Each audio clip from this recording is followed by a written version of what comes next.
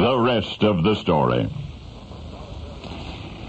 A solitary automobile is driving down a long, lonely stretch of highway through a dry, desolate swath of Southern California. Welcome to the parched Mojave Desert.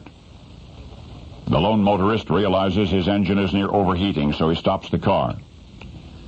He turns off the ignition. The engine will cool off in a few minutes. That'll give the driver time to stretch his legs. The desert is bright and strangely silent. The traveler muses that he might listen very carefully and perhaps hear the echoed voices of Spanish explorers or maybe Indian war cries across the chasms of time. In the distance, a great dust devil, sort of a miniature clear-air tornado, flicks through the Palo Verde. Invisible waves of heat rise from the desert floor, the stuff of which mirages are made, the motorist thinks. And then suddenly he sees it. It's quite far away at first, slowly emerging from the stark desert wildness, slowly coming toward him. A man, surely, for the figure appears to be walking upright, and yet its shape and its movement is not quite human. And it comes closer, and the closer it gets, the stranger it appears. Its head is proportionally large, almost perfectly round, like a big metal ball. Its body is bulky and seemingly encased in a peculiar, thick material. And at last, this monster of the Mojave is close enough for the traveler to be certain that it's no mirage. It is indeed real, and it has come from nowhere on this earth. The motorist jumps into his car and turns the ignition key, but the engine won't start. And the thing, this spaceman, is drawing closer.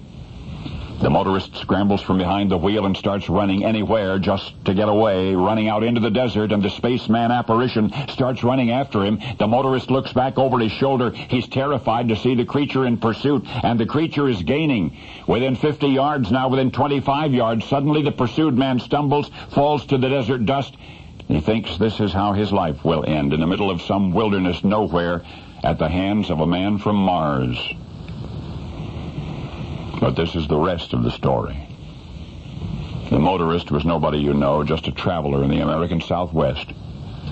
Yet once upon a time, almost half a century ago, there was an American aviator who dreamed of flying higher than any man had ever flown before, far beyond the Earth's troposphere, up into the stratosphere, 9 miles high into the sky. And for this adventure, the aviator would design for himself a pressurized space suit to be made of heavy, rubberized cloth and metal, the very first functional space suit, really, and the pilot's wife would stitch it together on her sewing machine. Well, the pilot succeeded. He did indeed reach the 9-mile-high mark by an airplane in 1934. And he is among our nation's most famous aviators, Wiley Post. You'll remember it was he who died with Will Rogers in an Alaskan crash some years later. Aviation history also records that in 1934, during a daring high-altitude attempt, an engine failure forced Post into an emergency landing in a dry lake bed in the Mojave Desert, and that he, still wearing this one-of-a-kind hand-sewn spacesuit, sought the aid of a passing motorist for a lift to the nearest town. The motorist was never able to get anybody to believe his story, until now that we all know the rest of the story.